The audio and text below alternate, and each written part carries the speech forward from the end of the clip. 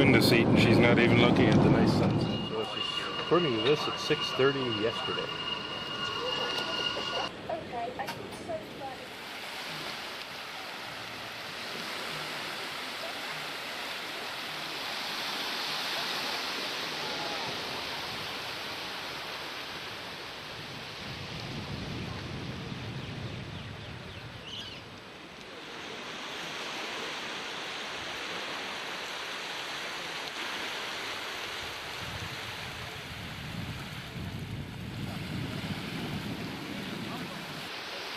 Better than snow, eh?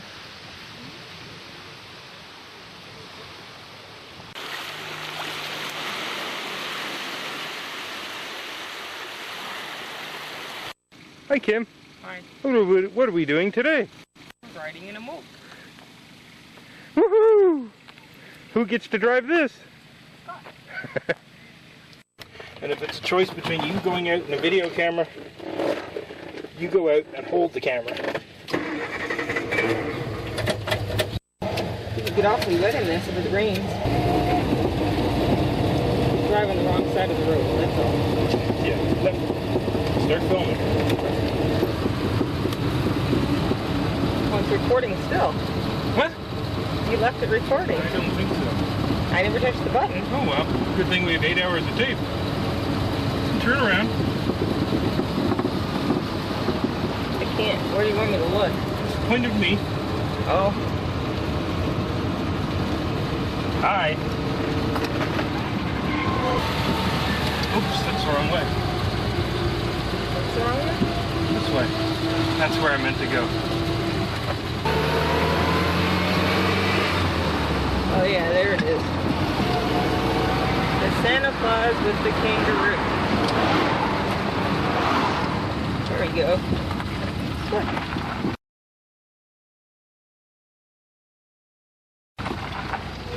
Okay. Want to take a picture? Funny little guy. I only get to see them once every probably 6 months, but I always get to see him there. This seems to be his local hangout. So, the birds we have here, we have those little green ones there with the speckledy chests. They're called a scaly-breasted lorikeet. We've got the other green bird there with the yellow cheeks, so it's a purr parrot, and they're found down south. The white one that just flew off, the pied imperial pigeon, which is a migratory bird over from Papua New Guinea. Comes over to Australia to breed. Even if they're not building their mound, they're still digging. Digging for food, digging for fun, digging. That's the 4th time she's tried in the season. One of them has hatched so far. All the rest of them are falling straight through. So luckily they breed so often, because otherwise we wouldn't have any. Now, the thing about our eclectus parrots here is that even though he's very attractive, female is actually crimson red, is blue chest, black beak. More attractive than the male.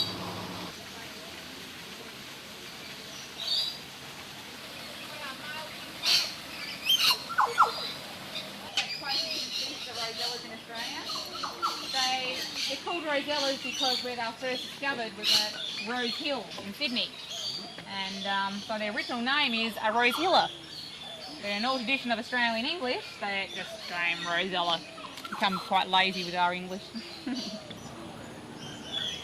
you took 2 this morning.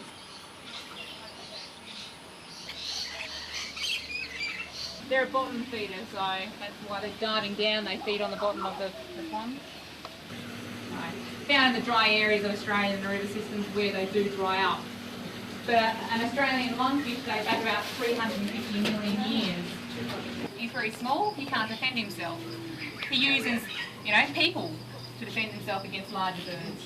So he's very trusting of people, and you can see how the nest has been designed, a little veranda. Get your rain out. Quite cute. This is called a looking glass mangrove, example.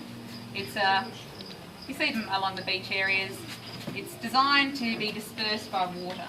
So this acts like a little keel, and it will direct it into land. So the plant drops it off into the water, moves it out, and then it'll eventually direct it in there to the beach. So looking glass mangrove, and the reason it gets its name as a looking glass mangrove is because the leaf is exactly the same on both sides.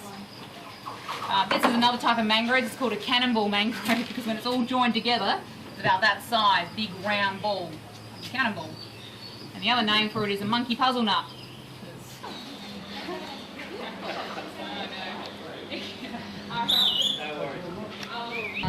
So when they open their mouth, big wide yellow mouth like the mouth of a frog. Okay, that's where they get the name. But they're, look at them, you think they're an owl, but they're not. Owls normally have a round, sort of flat face. Owls usually have very strong, powerful claws too. So good for picking up large prey. Everything a tawny frogmouth eats, he needs to be able to swallow whole. Okay, and he just picks it up with his mouth. But very easy to walk straight by. All they do to defend themselves is close their eyes, go really still, and just pray that nobody sees them. Elvis wants a bit of cake. Easily used to sell the tours with that beach. She seems to have a dislike for work here.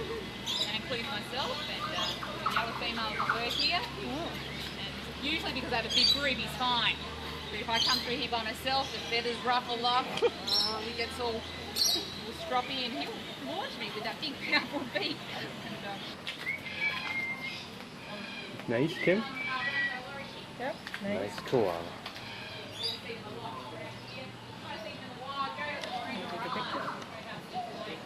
Your funny little cat eye. He's got 4 digits on the back. The thumb has no nail at all. And if you look at the front hand here, 2 thumbs, 3 fingers. Wow. Well adapted for holding on. Oh yeah, and he can actually hold by one arm and support his body weight, so he's very, very strong. How big do they get? He'll probably double his size. You may see the other big male that we have at the top, roughly about 8 kilos. So bunyips, probably a quarter to half. He'll be fully grown.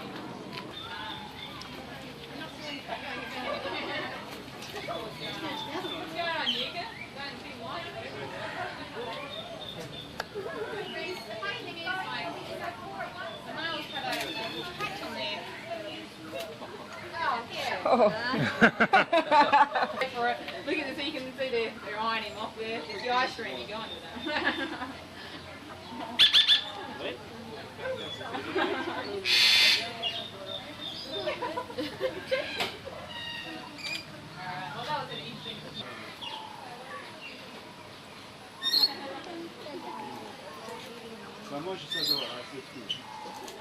Over there, we've got the 2 different types. On the right you've got a blue winged kookaburra, and on the left you've got a laughing kookaburra.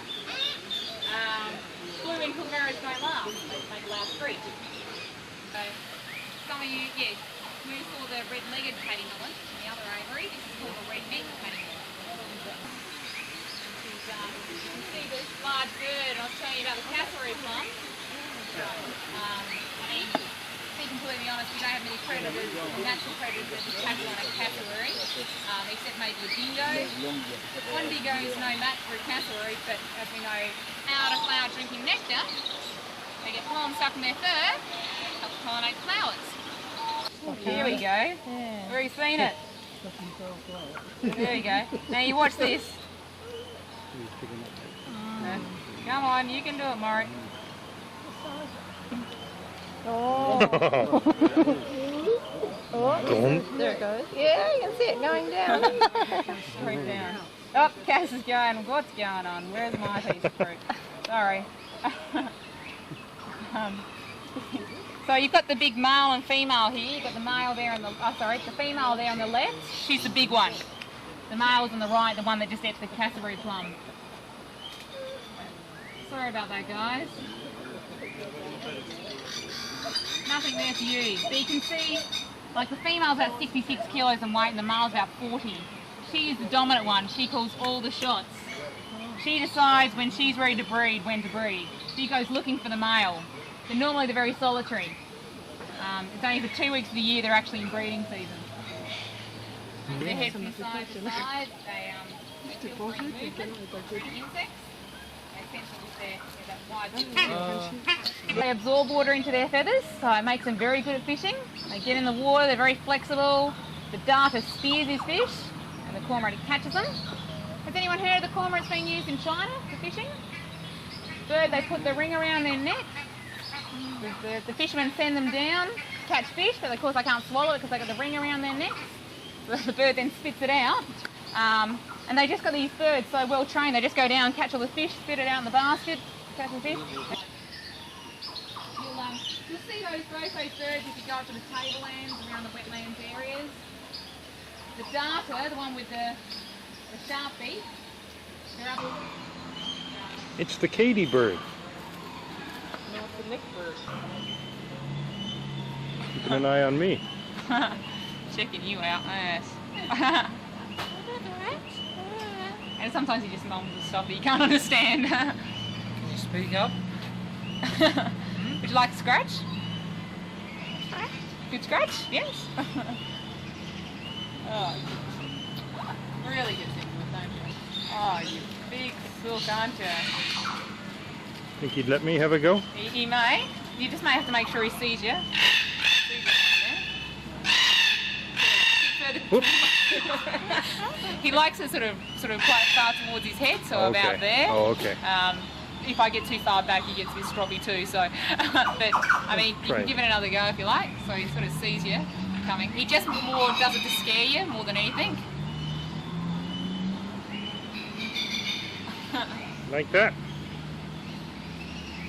Yeah. Yeah. How was that? Is that a good scratch? Give him a try, Kim? No. No. As I said, he mainly does it to scare you.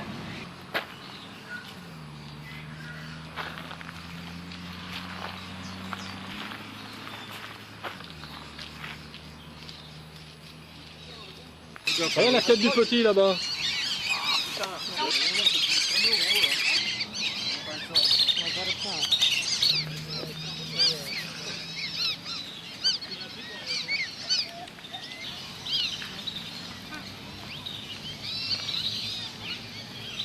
Look at this. Look at the...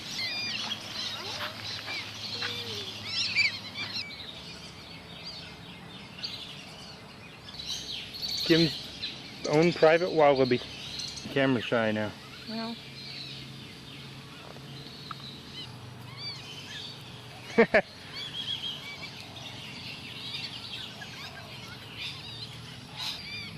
Pose, Kim. Smile.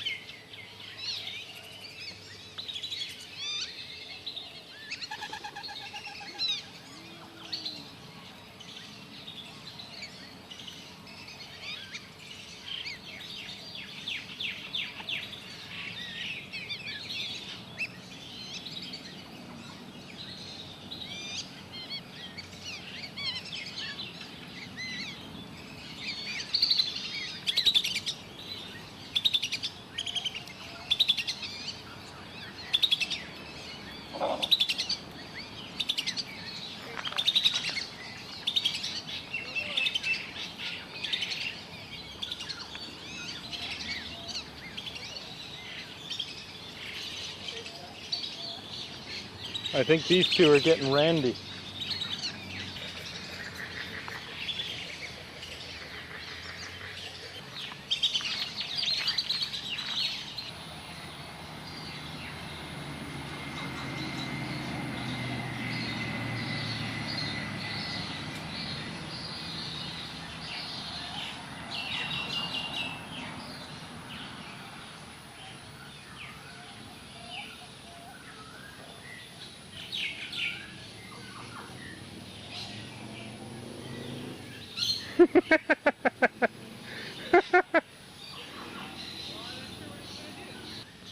How are you? You're soft. You're soft.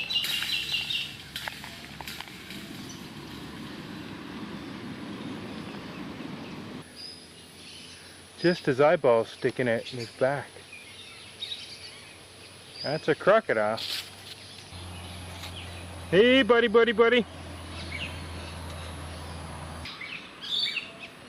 Yeah, I saw him twitch.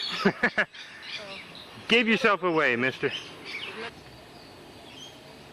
Can just barely see him breathe. It's about 32 degrees today and humid.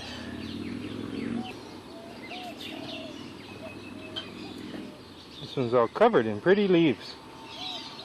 Kim's worried about us getting locked in here at night when they let the crocodiles out to eat the wallabies. Honey, you don't want the crocodiles there. Don't you think it'd be easy to feed them? Here we are back in our lovely little room. This is an interesting device. You only get electricity if your key is in the doodad. No key, no power. Key, power. Now we have two keys, so we left one in so the room's nice and cool. This is our room. This is my wife. She's a little beat up, but the maid service should clean her up a little. Our room also has a balcony.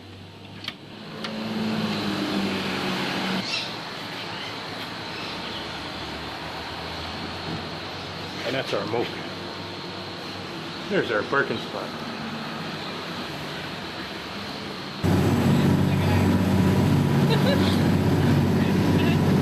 How do you do that? Makes it a lot easier to film things. Yeah. No? You don't do that? You don't dive in front of the camera? You can see that thing there. Oh, yeah. Cool. That's right, eh? Little reef here, going to a really shallow part. It's all green. And then a couple of brown spots.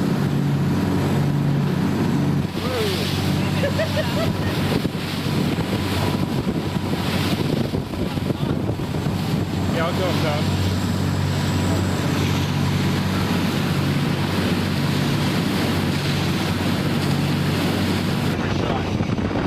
Which is the skipper and which is Gilligan? Yeah. You should go and find Ginger. I was never there. Coco's wife. That's a dream.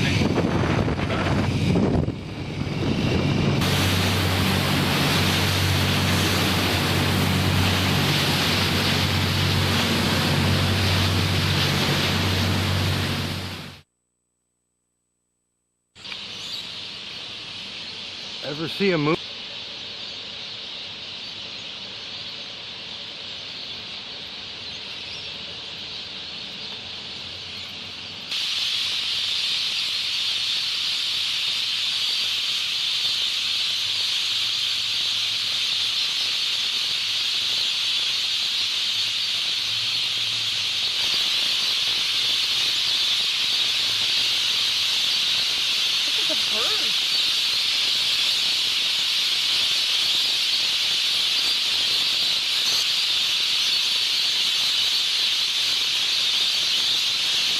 It already, Scott.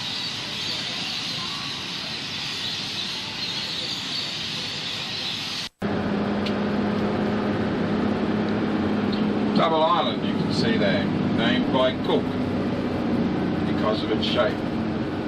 Cook named a lot of our coastal features here as what he saw or felt at a particular time. There's a bay to the north and he felt weary as they travelled across that bay, and he named it Weary Bay. This is when he had to, he and his crew, stay awake and keep a constant watch so they didn't run aground on the reef. He named Cape Tribulation, as he believed that's where his tribulations began. Locals call that Dolly Parton Island. I've yet to work out why though.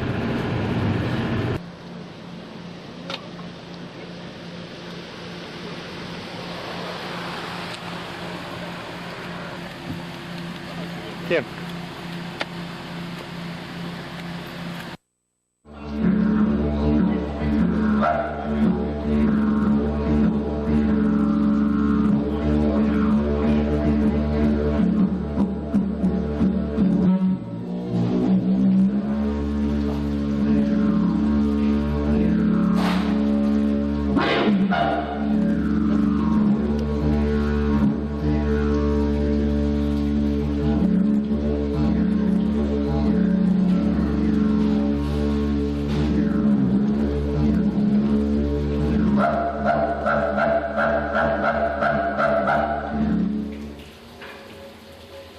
G'day. Welcome to our park. Well, welcome to our park. I'm going to give you just a few samples. We know people survive in the rainforest for so many years. They haven't brought them to us by ours. First thing I want to talk about is about our poisonous food. And when you feel like I walk about in the rainforest there, jumbo renewal. That means one track. You walk up the track, you can bump the stinging tree. Actually, you want to go spears and boomerang throwing? It's right at the back there. So you can go boomerang and spears throwing, Minneapolis, Kenny. Thank you for your attention. Thank you.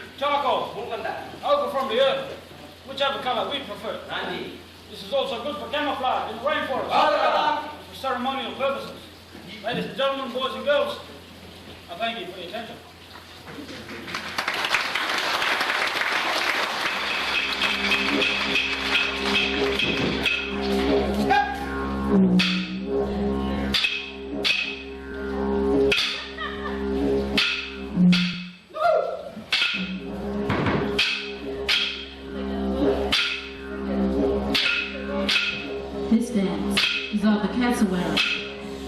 The cassowary is a large, flightless bird that lives here in the rainforest of North Queensland.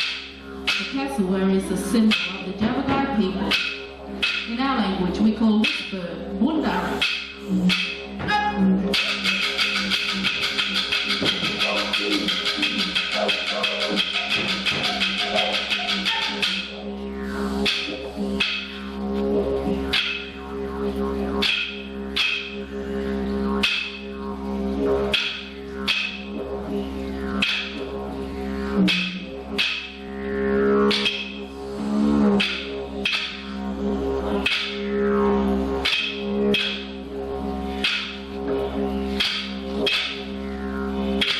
This dance is of the brolga. The brolga is a bird similar to the crane. The brolga flies high in the sky.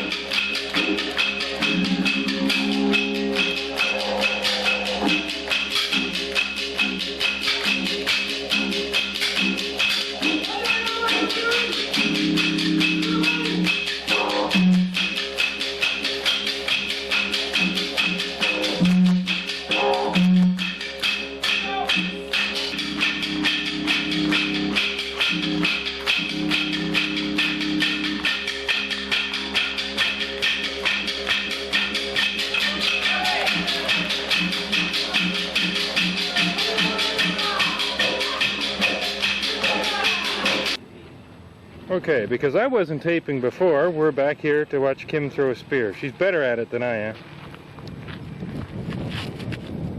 That's not bad. But I'm definitely taping this time.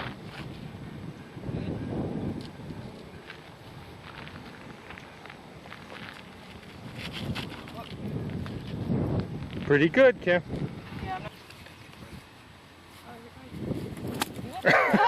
Ooh. Oh. That's a breaking one, Dad.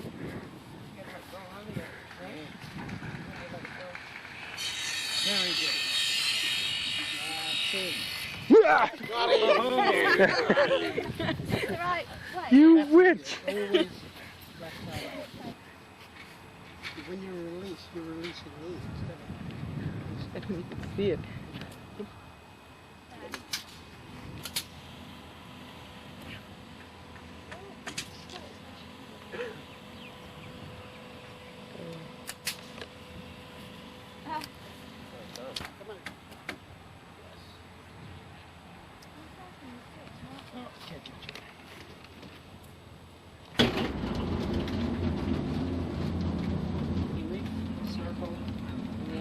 Did a scuba dive too.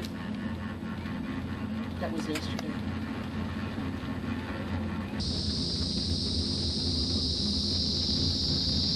That? Make sure you save some tape for the train. Okay, so I'm wasting it now? Scott! Yes. Bye.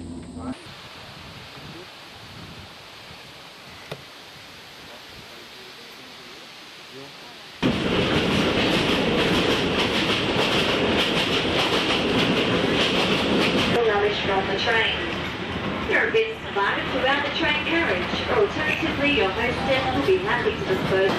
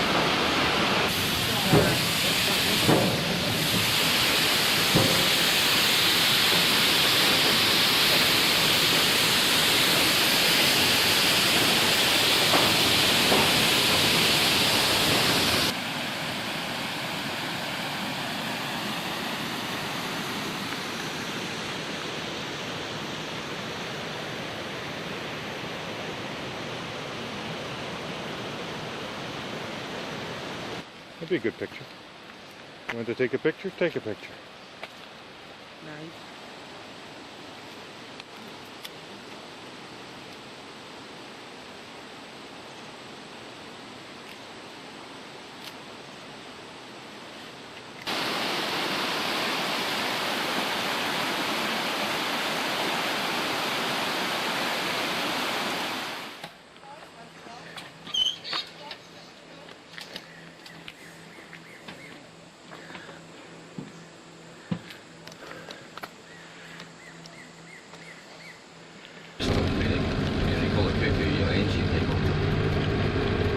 Uyalanji Aboriginals covered an area basically from Bosman here up to Cooktown. And the area around Cairns was the Jabberkai Aboriginals, hence the name of the Jabberkai Aboriginal Dance Theatre in Cairns now. But seeing we were just talking about the goldfields then, back in the late 1800s, the height of the goldfields I mentioned was about 30,000 people coming and going from Cooktown, half of which were Chinese. And, the Chinese were locally known then, or commonly known as coolies. Now a lot of people don't realise and don't know that there was cannibalism with the Aboriginals in that area, up around the goldfields. And luckily for the European men, the Aboriginals preferred the coolies to the Chinese, because generally the Chinese were less armed than the European men. They were smaller men in general in their stature, and also generally the Chinese were vegetarians. The Aboriginals preferred their meat because they believed it was sweeter and more tender. It's a bit of a concern, but isn't it? You'll find that really well documented in a lot of the historical books around the area.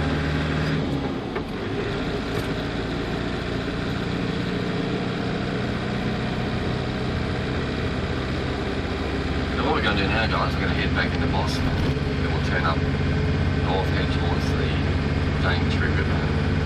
About a 25-minute drive from here or so. From here on through to the Daintree River, we're travelling through sugarcane fields most of the way. And then we're coming under some large trees. These are what's known as rain trees. They're actually native of South America. They're planted here just shy of 100 years ago. They're beautiful trees. It's hard to believe they've just been pruned back. Safari snorkels.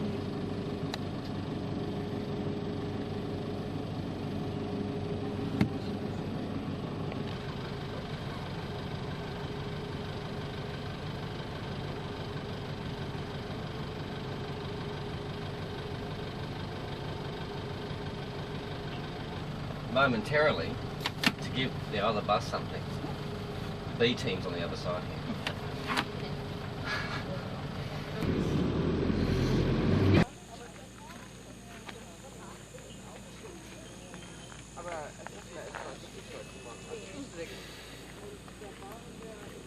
Never get one wrong.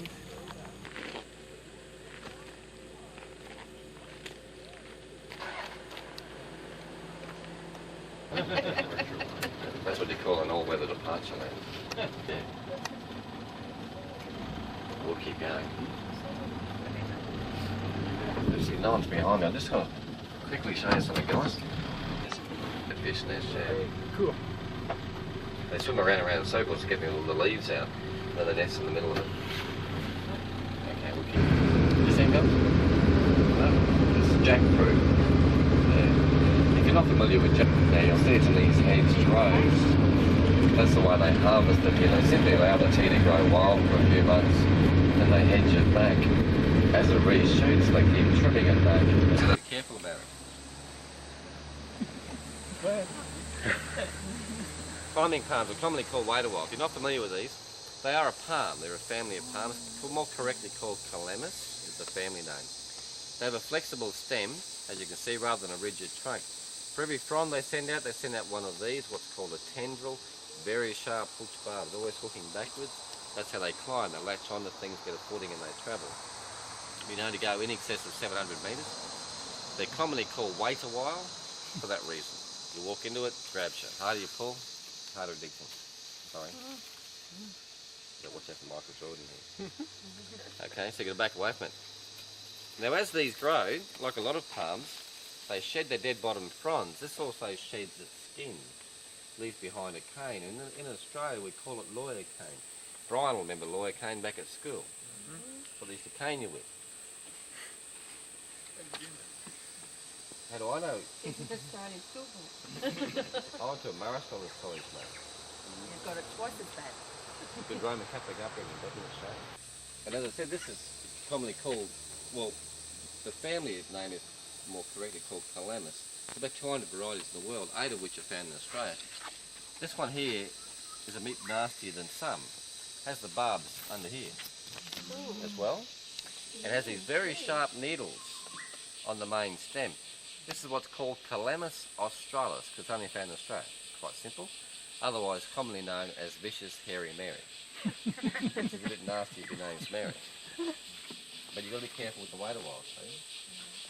We'll keep if he's allowed to feed till he's content and then he drops off, he takes in about 10 times his body weight. And that will feed him for 6 months.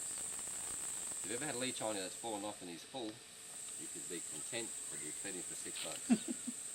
Leeches live to about 12 years. Surprising how long they live. But the big factor is, and Sue just mentioned they use them in medicines again, now they do. Because when you think about it, if the leech can survive for 6 months on the blood, it's that they can withstand cyclones, or what you guys call hurricanes. Now you think a plant with such a broad frond would put up too much resistance to the wind and topple the tree. But the circular tail of these fronds are very flexible. Give you an idea? Do one of these? Hold it up. Don't matter. Shocking, isn't it? Straight back. Then, he can't because I've got his hold of his back leg as well. He would curl that green sack over his head and squeeze the fluid onto the bite to make it sting. Yeah, it does. Oh, one doesn't too bad, but you get a few on you and it's annoying. Bit acidic to the point it tastes like lemon. And the Aboriginals used to eat them. And all you do is only the sack. Only the sack. All you do is hold him by his head. And he's dead now. Oh boy! Can you try one? That's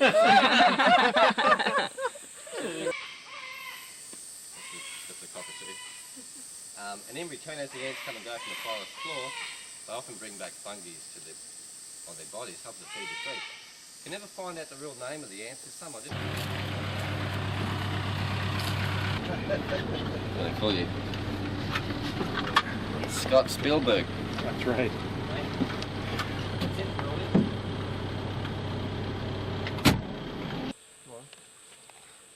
Wakey, wakey. There you go. There you go. Okay, I see that. Can you? That's the fluid there on my finger. Smells like peppermint. And he likes funny things.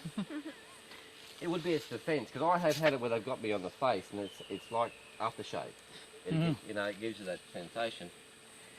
And so if you got it in your eyes, it'd be annoying. I'll get him on. Purely for Kirsten's benefits. You're not going to eat them, are you? No. This guy's beautiful. Oh, it's beautiful, isn't he? Yeah, there you go. You see the white fluid there. You'll find once he gets on you, he doesn't want to get off. He gets quite...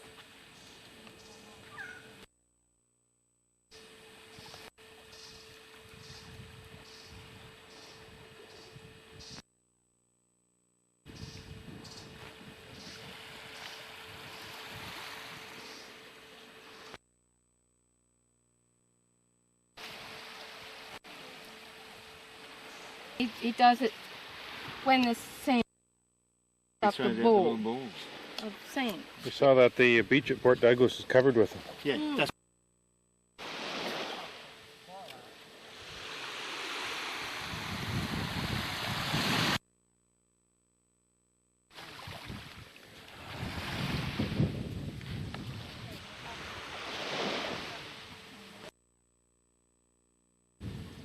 Are we here?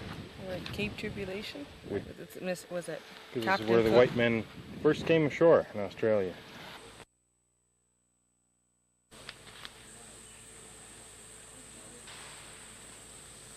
Yeah.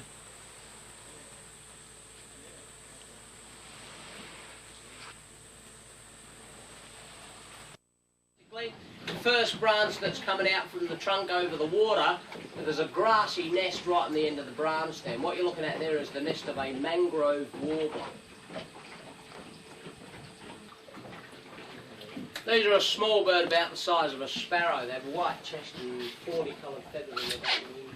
So if you do see one, they're nearly always underneath trees or bushes. And the thing that makes it hard at the moment is because it's a very high tide, so you can't see under the trees or bushes anywhere. So far you would have been watched by a couple of crocodiles getting to this spot. There'll be another one up here on the left-hand side watching you as well. They can stay submerged beneath the water for between 2 to 3 hours. They do that by slowing their heartbeat down to conserve their oxygen, and they can slow their heartbeat down to about 4 beats a minute. But you're in luck today, I have goggles and snorkel on board here with us. What, 1 sec? Just for you? Yeah, a good tour guide will just wrestle you one from the water, but there aren't many good tour guides left. What's the population of crocodiles that The population, the last time that they did an estimate was about 14 years ago. They estimated between 200 to 300 mature crocodiles in about 40 kilometres of river. But say on the trip that we're doing now, in the winter months, on a good day, you'd probably see, say, 4 or 5 large crocodiles. That's crocodiles that are over 3 metres, and lots of smaller ones, you know, probably 15, 20 crocs, you know. What you'd find inside of it, you might have seen these washed up on the beaches. It's called a matchbox bean. This, the early pioneers sometimes cut a hole in the top and will cut them around the edge and then keep their matches inside of them to keep them dry in the wet season. So that's where we got the name. But the kids up here found a better use for them. They call them a Bernie bean. And what you do is you get the flat surface, you rub it hard and fast like this on any porous surface, and then you stick it on somebody and it'll burn them. The kids love them. They'll burn each other for hours. They would be good skimmers. Yeah, no, they're better for burning people. Did you see all the blisters on the last passengers that came up? I'll pass it around there and have a burn the people in front of you. Just rub it on that rough stuff on the back of the seat there till you see smoke. You know exactly where it gets its name, whale. Those long yellow tendrils are full of fish-hook type thorns. They'll hook onto your skin or clothing, then you have to wait till you unhook yourself before you can move on. If you strip all the palm fronds off the main part of the vine, you'll end up with a very pliable cane that they call rattan, and they use that for weaving cane baskets and also making cane furniture. A nest almost at the end of the branch, a small cup type of nest. What you're looking at here is the nest of the shining flycatchers, and there's 3 chicks in that nest right now. They'll be laying really flat at the bottom of the nest. You have to get very close to see them. They're little black fluffy chicks. This branch here, about half of, you can see some just up here on your left, they're the seeds. That's called a propagule, and they're designed to fall off the tree and then spear straight into the mud. You can see some down the bottom that are sprouted. And then they'll sprout 2 leaves from the top of the propagule, stubby roots from the bottom, and you have an instant growing mangrove tree. But, if it lands in the water, it'll stop growing and remain dormant, and as soon as it hits any soil or mud, it'll instantly start to grow again. David Attenborough's up here, and if it hits you in the eye, you've been in a lot of trouble. It can attack the optic nerve, and the smallest amount can cause permanent blindness. But these are also one of the trees that you can use for stupefying fish. If you mash the leaves and the bark up, and then spread it around in a dead-end creek or a billabong, about half an hour's time all the fish will be floundering on the surface. And then you have to remove the gills from the fish. That'll contain the poison, then you can cook and eat the fish. So it can be quite useful. You don't want to get the sap near your eyes all the time. Often worse than coming blind when you've been fishing all day. On the river, the bird that you're looking at there now is the smallest of the egret family. That one they call the little egret. Why is that? I don't know. There's always been a bit of a mystery, that one. But these are the frogs that are really being quite decimated, aren't they? And they're the Not ones these particular ones, Not no. these? No, that's a brown tree frog that you do get in this area, but whether... Whoa! I should have mentioned that. When his pupils dilate like that, he's zooming in on somewhere to land. So, you know, you knew it was coming. Normally he'll just jump onto your lap, but don't worry about that, he's just after you fly. Resistant to termites and the teredo worm, which is a wood borer. So they used to use it in the earlier days in the furnishings on the inside of boats. What's the common name of the tree? Cannonball mangrove or puzzle nut tree.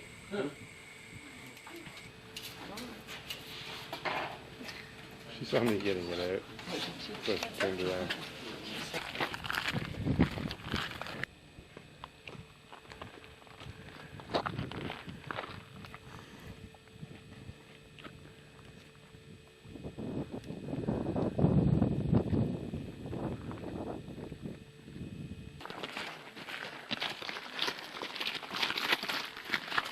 Hey Kim. Yeah? Say hi to the folks back home. Probably only you will ever see this tape.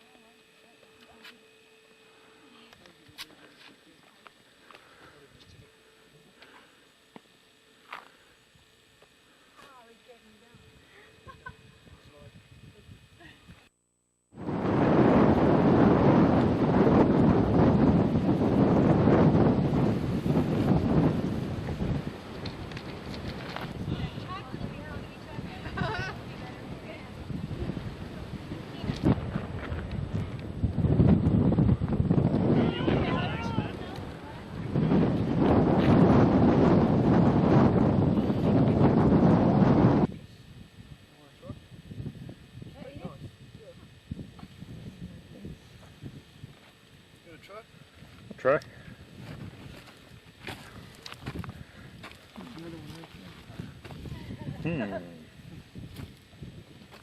Anyone else? Don? No,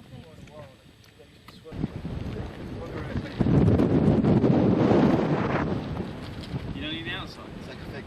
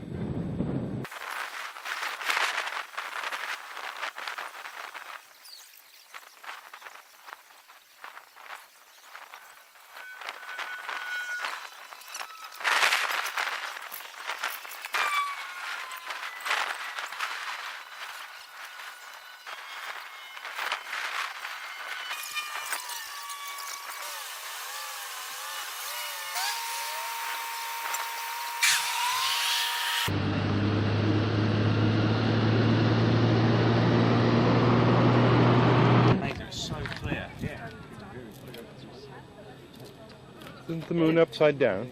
Have you noticed that? Yeah, that's a good point. That's why I took one. Here's the moon from the other side of the world.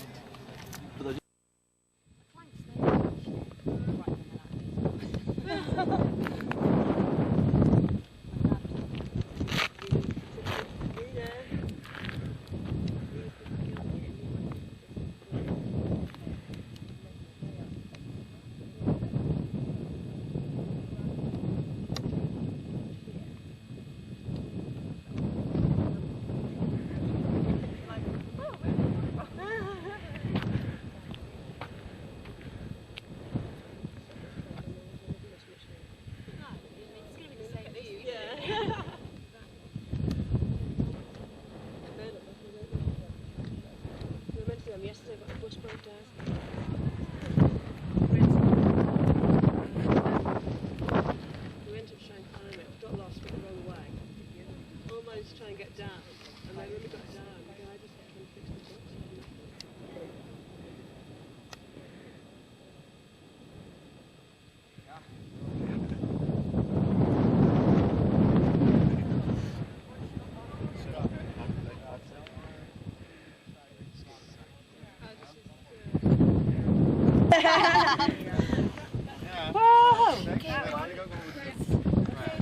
It's all the passports.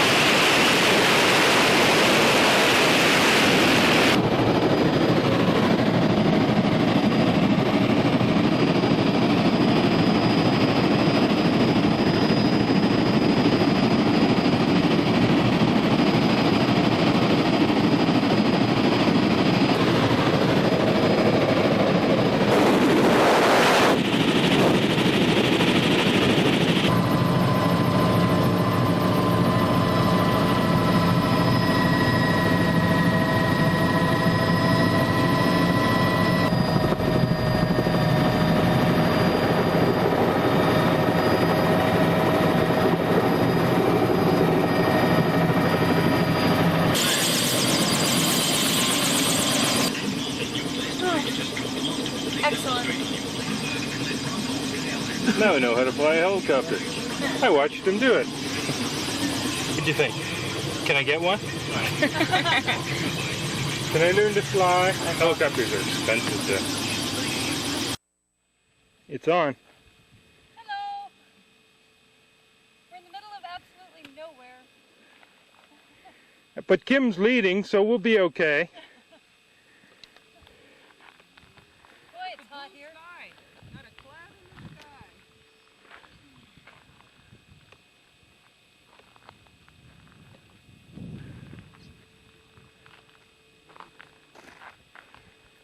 Hey, I even know the way to Sydney from here.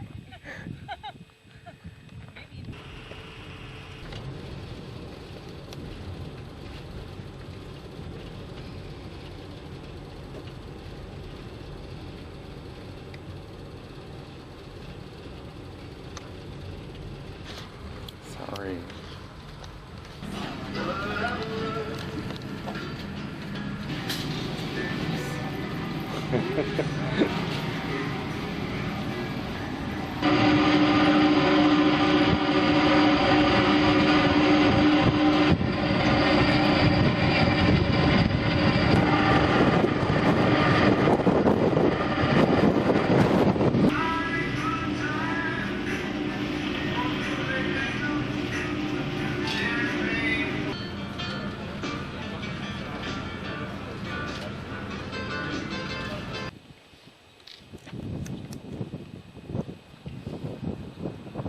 Still has that fluff on the back of its neck and down its back. That's good. Probably a second, you can't tell.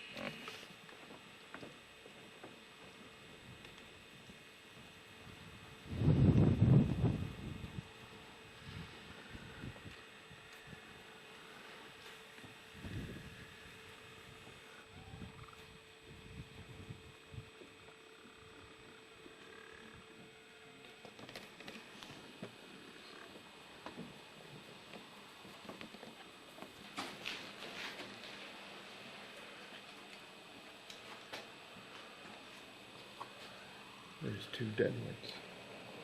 So what's your reaction, Mrs. Miller? Pretty cool, eh? Mm-hmm. Pretty neat. Wouldn't Katie like to see the little birdies? She would. Well, this is one from last season as well, so it's about 1.5 years. Could be another little email up to the 18th. It's not good,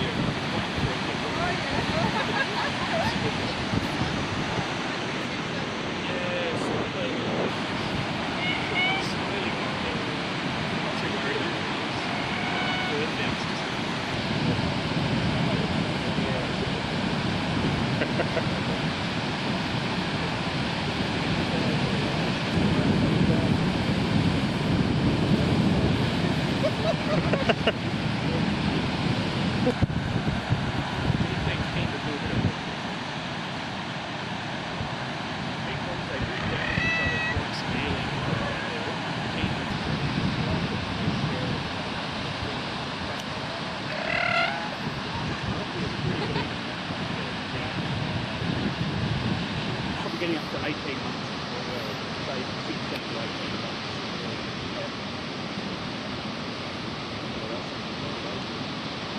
Ah, what's this big one? Hey Kim.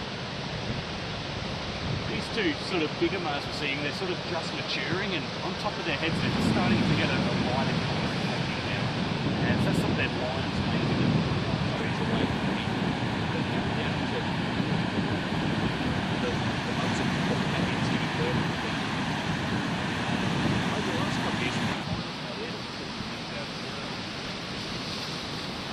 We've already seen a bit more of that younger males stir.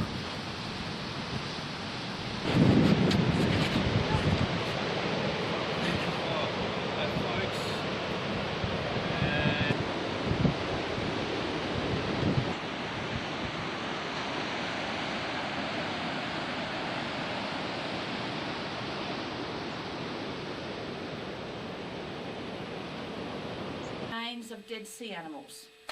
This limestone at Kelly Hill has a composition of around 100% calcium carbonate. So you can imagine how many dead sea animals went towards creating all this. Now, quite a lot. So this is actually an ancient dune that we're standing in. If you've been to Little Sahara, big unconsolidated dune. Now the limestone at Kelly Hill is very soft and it's very porous because it is windblown. So for example, there's no echo in here because the limestone absorbs the sound. So the acoustics are quite different in this cave to what they are in a lot of other caves. Now where we're standing here, we're still around 14 metres beneath the surface. The sea is about 5 kilometres away. So that's why they're known as Kelly Hill Caves. They're named after the horse. And actually the horse was a mare and its full name was Kate Kelly. And it was named after Ned Kelly's sister.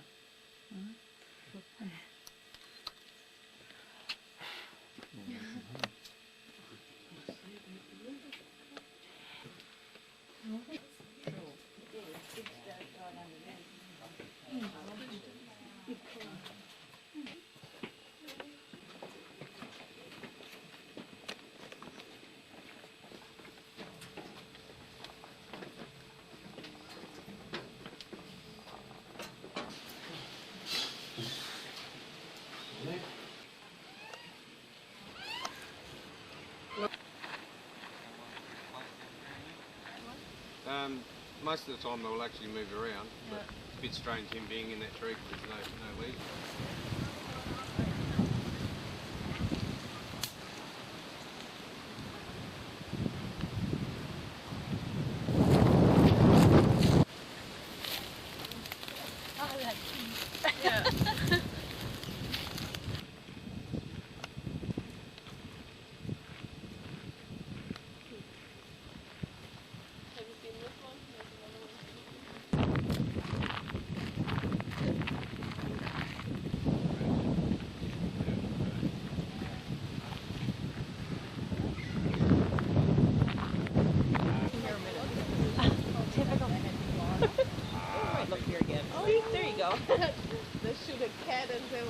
I think he's getting tired of the attention. Normally you don't get it. Oh, come here. I mean, I wouldn't eat it.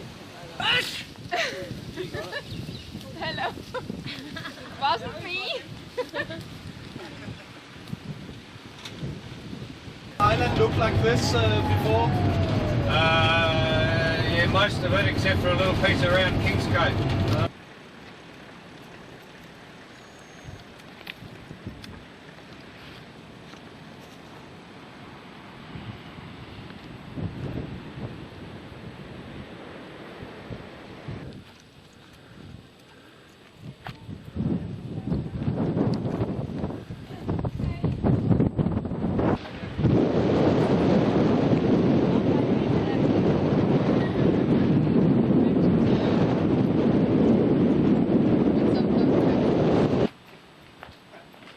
Come bang him this piece of rock.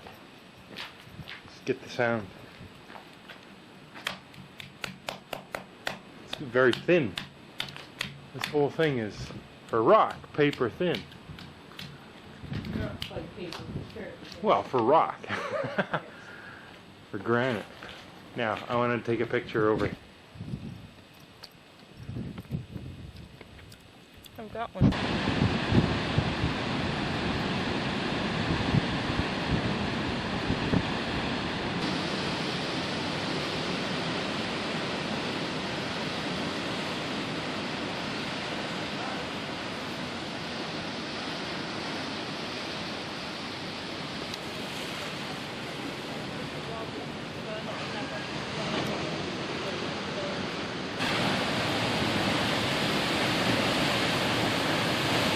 Whoosh. There he is.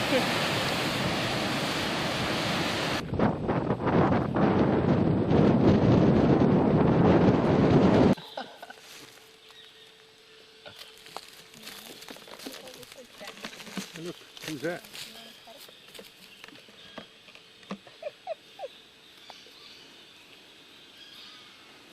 Haven't got anything for you. Oh, those are those chili nuts.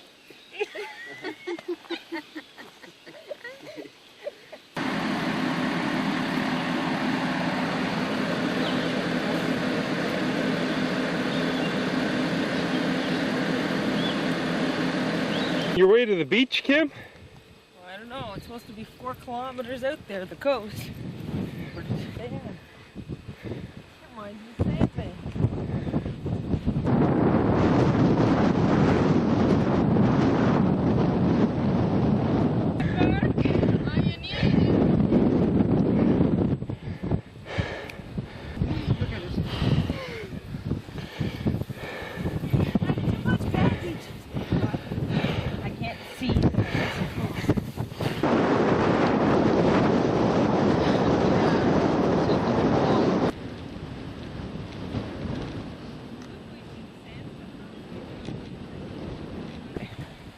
Tape ended, it's warning. Yeah, is it gone? Yes. Okay, bye!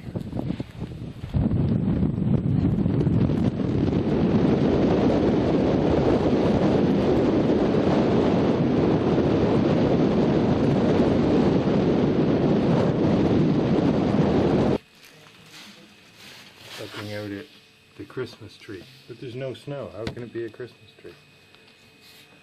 What's today's date? The 3rd. Of December. So we're home, this is a Thursday, so we're home in a week from now, right? Yes. So where are we? I don't know. What's the name of it? Coorong National Park? Yeah, but I don't know the name of the point. Oh, Pelican Point. We're here to look at some pelicans. Giving.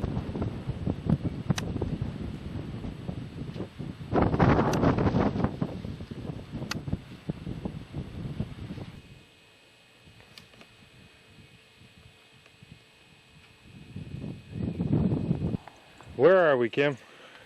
Mount Gambier. Gambier, probably. South Australia. Tomorrow we'll be on along the Great Ocean Road. The ocean is out that way, I think. Where are we?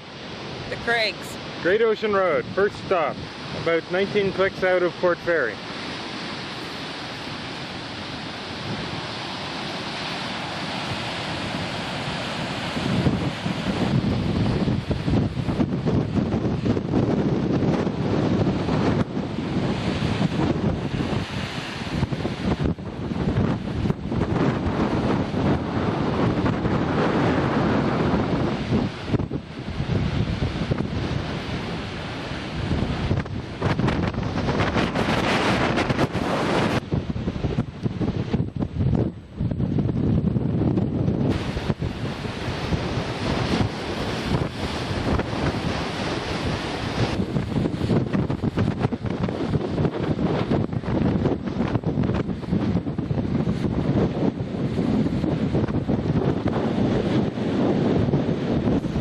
Kind of cool.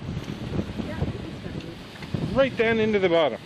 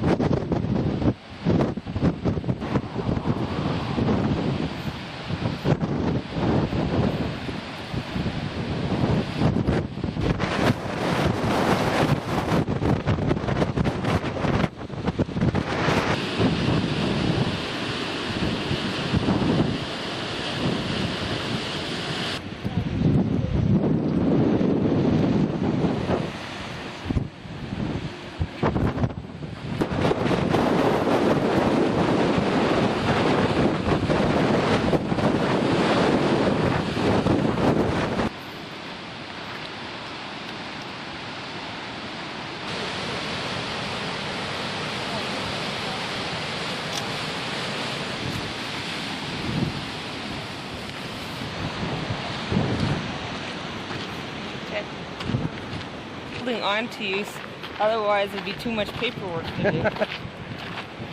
That's about right? That's about right.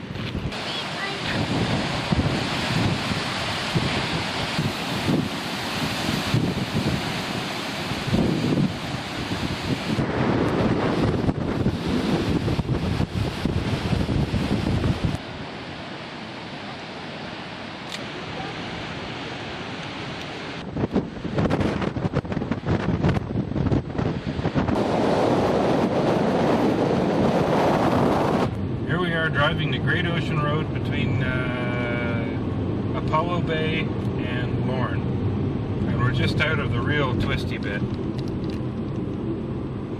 But this is great. This has been like a ski slalom. Left, right, left, right, left, right. Mountain on one side, ocean on the other. Yeah, it's opened up quite a bit here now. Notice we're driving on the wrong side of the road. This is expected and is normal behavior. Do not be concerned. Here's some taping. See all the goofy cars, the Holdens, the Mitsubishis, all kinds of cars we never see. Yeah, we're out of town now. Oh well, never mind. There was a Range Rover pickup truck kind of thing, which is peculiar. No vacancy there, kid. Where are we? Great Ocean Road. End of our drive today. Well, not quite the end of the drive, but we're at the end of the interesting road. Here's this big old thing. Interestingly, there wasn't one of these at the start of the drive. And now we're going to Geelong or thereabouts to get a hotel room, we hope. Bye. Now, I had heard about it, but I'd never seen it before. Kim driving on the wrong side of the road. On the wrong side of the car. On the wrong side of the world, as a matter of fact. Me here in the shotgun seat. Finally, a decent navigator. But you can't have a good driver and a navigator at the same time. Leave me alone. Yeah. Now you're annoying me. You're not supposed to annoy the driver. Funny, the rules seem to change. Previously, the navigator was annoying the driver. Oh well. We'll just keep our watch out for dead kangaroos. Boy, do I ever need a shave. Maybe I should shave. Look at that. We've seen a number of kangaroo sightings today. A number of squash koalas, too. Which is too bad, because they're cute. Oh, well, kangaroos are cute, too. Not quite the same thing. That could have been cool. I would have taped my own death. Of the kangaroo. Where? You were in the center of the road. That's what I was swerving for. Oh, good. I got him on tape. I didn't see it through the video, though. There, we saw a kangaroo.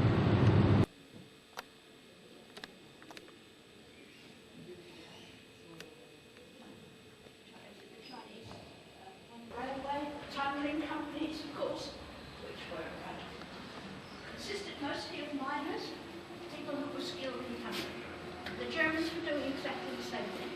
They were always listening for each other. It was always slightly elevated, so that wherever you were in Canberra, you had to raise your head. And by comparison, you've got here this uniform of a chap called David Giles. C.E.W. Bean, the historian, met him coming out of the campaign at Moreland Court, and he asked him if he would like to give him his uniform, and he would give him a whole refreshing, so that this one could be sent back to Australia. Specifically, the subsequent uniform, the diorama, was built in 1925, so it's very old. It's very well made. Backdrops of it are those were in the original gallery. They show the progress of a wounded soldier.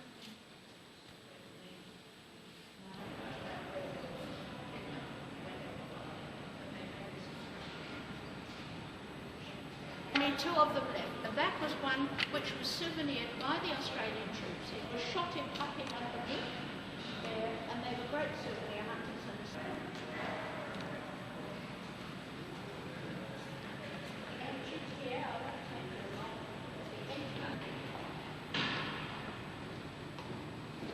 controversy with the Canadians. It's Roy Brown.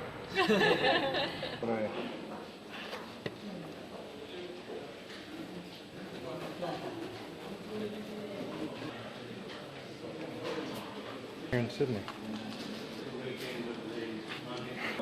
The German A7V tank was captured by 26th Battalion at the end of the First World War, which is a Queensland battalion. As a result, the tank was taken back to Queensland and has been in the Museum of Queensland in Brisbane ever since that time, ever since the 1920s. And although it theoretically belongs to the Australian War Memorials collection, it would be very difficult for us to get that one back. And how far away is Brisbane from here? What would Brisbane be? Brisbane would be about 20 hours drive. Thanks very much. What do you mean, what is a V2? It's the German victory weapon. They hope to... Was this the white thing? Yeah. V2, or it could be a copy of one. But, So now we'll come back to what it is. now this is what Vimy House needs. An elevated walkway around the floor. Look at that. And there's a Canberra bomber. Yes, and that is, in fact, a V2 rocket. Could use a little restoration. It's an Oscar, Japanese, what is it, a bomber or a fighter? Navy equivalent of, oh I see, that's the same as a Zero. Boy, the only intact survivor of the 212 mosquitoes produced in Australia from 1943 to 1948. Huh. Wirraway, I don't know what a Wirraway is. There's an ME-109. There's a Zero.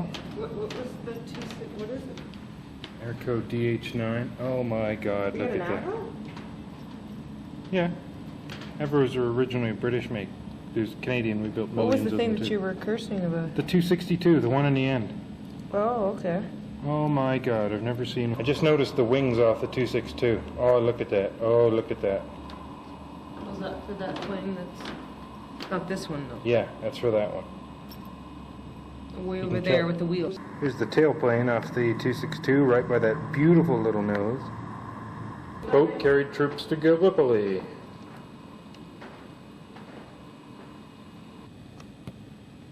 We need one of these, Jim and Mike.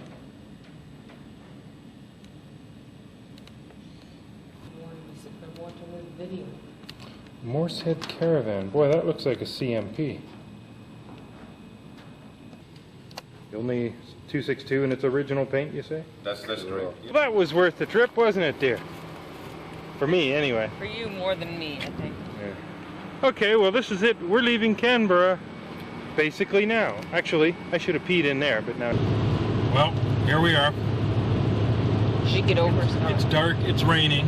Kim's backseat driving in the front seat. We're on the final leg, our last 90 clicks or so into Sydney on famous 31. Kim's taping me for a change. Show yourself, Kim. Okay, where are we, Kim? We're on a ferry, actually a Sydney ferry, from Q2 to Taronga Zoo.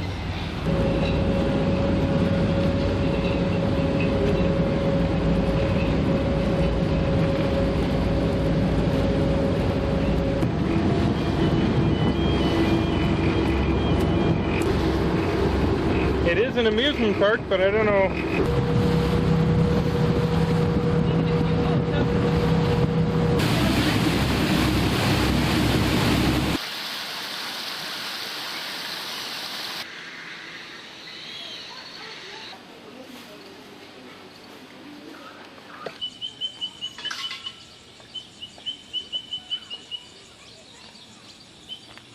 There, the first wombat we've seen. He's not moving much. Would you like to hold? What would you like to hold? Would you like to hold a platypus or?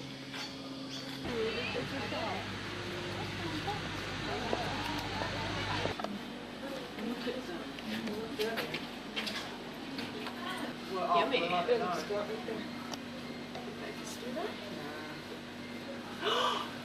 him.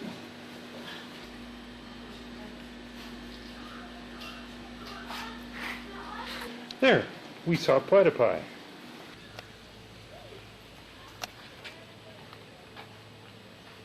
I haven't seen him go through the middle of a tree yet.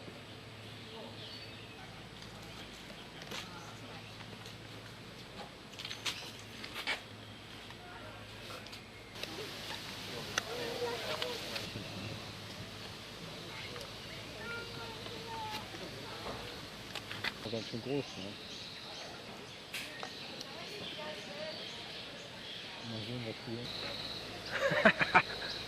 Move on.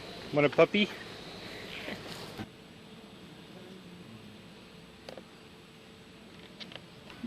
Attaches itself to a teat and doesn't let go for 3 months, or in Don's case, 30 years.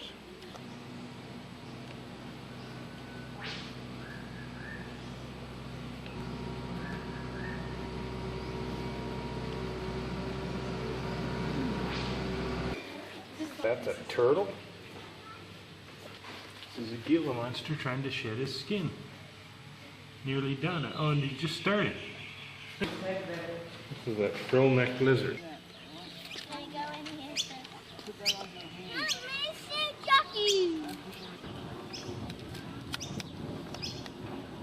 Now, why did they put on this show for us?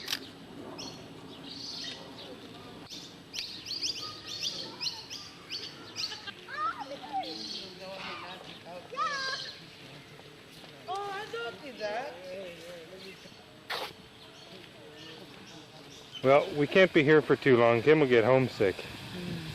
Her brother, her two brothers.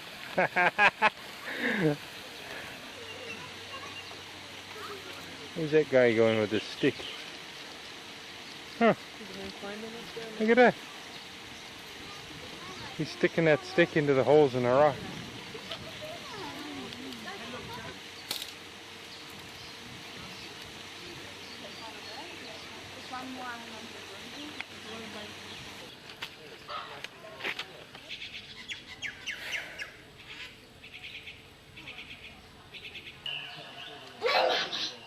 Oh, you're so scary. No mistaking where we are.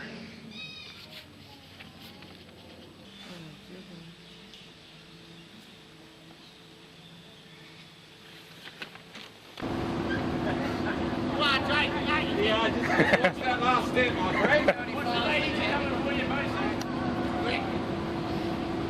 Oh, lady! Yeah! Yes, welcome on board, Kate. Looking at this, ladies and gentlemen, we really couldn't leave Flex behind. He's the first mate on the ship, and he's in charge of all the sail setting. He's the only one that knows what these big white so he will be instructing us all on some sail setting later. Welcome on board, Flex, and welcome on board once again, ladies and gentlemen. We have, there's our ship's musician. Hello, Mr. Parbuckle. Here I am. I was wondering where I was. Hello. Hello, Mr. Parbuckle. We couldn't go on a 6-month voyage without a ship's musician, ladies and gentlemen. After all, Captain Bligh did have a blind fiddler. We couldn't find one of those. We found a drunk guitarist who'll be scousing about the decks, entertaining us all with his sea shanties and ballads, and even some modern below decks. You'll find out if you go down there. We've only got 3 decks. The original Bounty had 4 decks with about 4.5 foot headroom between. It wasn't quite like the movies. It was very squashy conditions in the old days.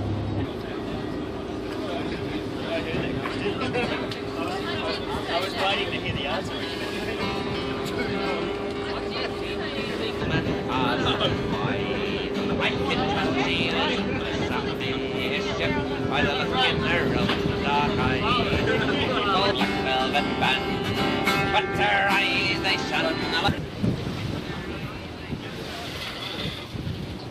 What? I said, Captain, what's the plan? Yeah, just get out in the middle of the day there, hook up alongside them, move away, then I'd say they're not preparing their full force. So that'll just be square to them and we should blitz them. So just...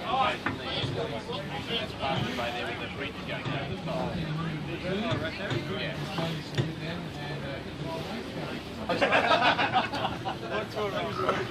Right, back to your station. Thank you.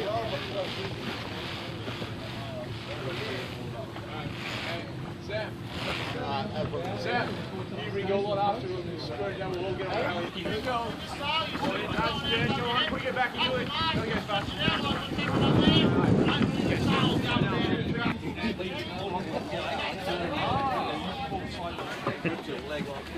Sorry, man. Once I tie this rope off, I promise you'll be safe and I won't bother you.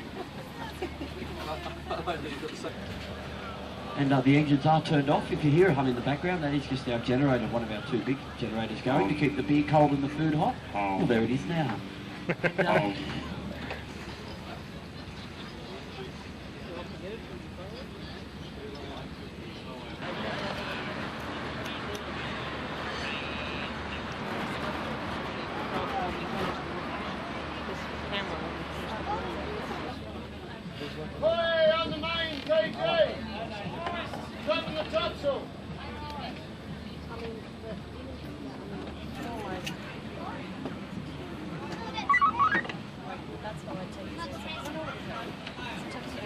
think you get to see Katie tomorrow. Yeah. After a long, long tomorrow.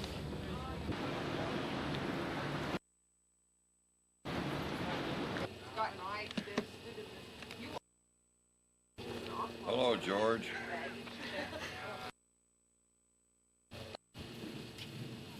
And just scratched. I'll take another one.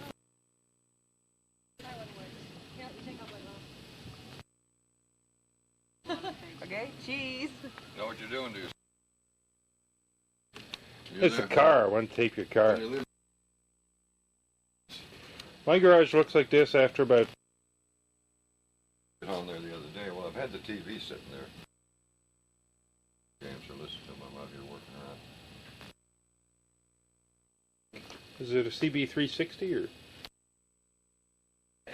Police have cut that out.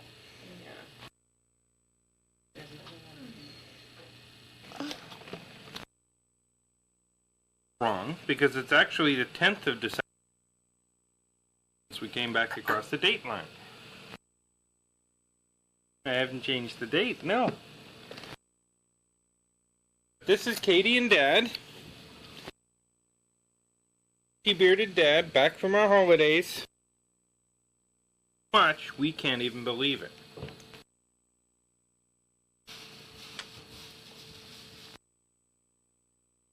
And she's eating a piece of Australian licorice. And she has already had her koala. Happy to see Mommy and Daddy. There's Mommy. What's Mommy doing? Oh, shit. See at the top of the stairs, that's right. Katie! Is it Katie? I'm more talking now. The Catherine play? No. Hey! What was that? How's your hand? I don't understand. Daddy's too...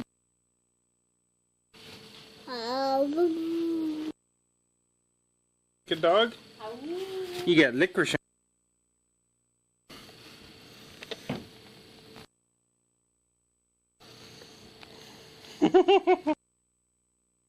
Your face up against that.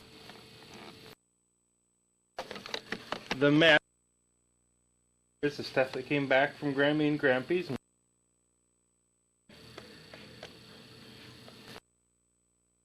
Now, and there's stuff on the...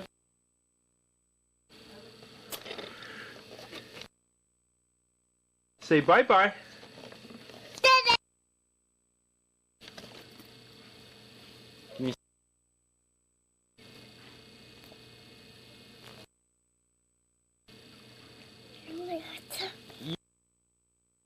Yes, you dropped licorice on the carpet. Ah! I like being home, Mrs. Miller. Keep back and watching a poo tape.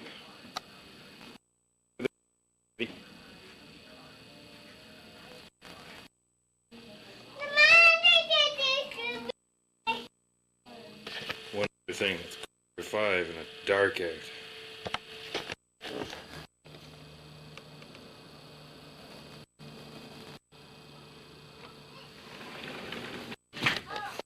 That's no fun.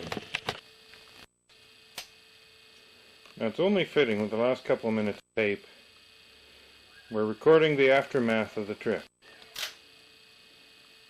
What's Kim taking a picture of? The loot. Good Lord. We can't show here didgeridoo, which is being shipped. It'll show up in probably about 8 weeks. But look at the stuff. Is that enough? I think so. It's also Christmas too, stuff. Well, yeah. It's certainly not all for us.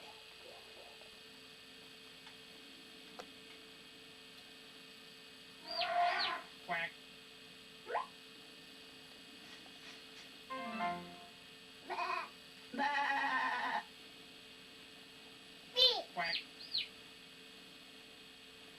Was it a good trip? Yep. Want to do it again? Someday, yes. Not right again.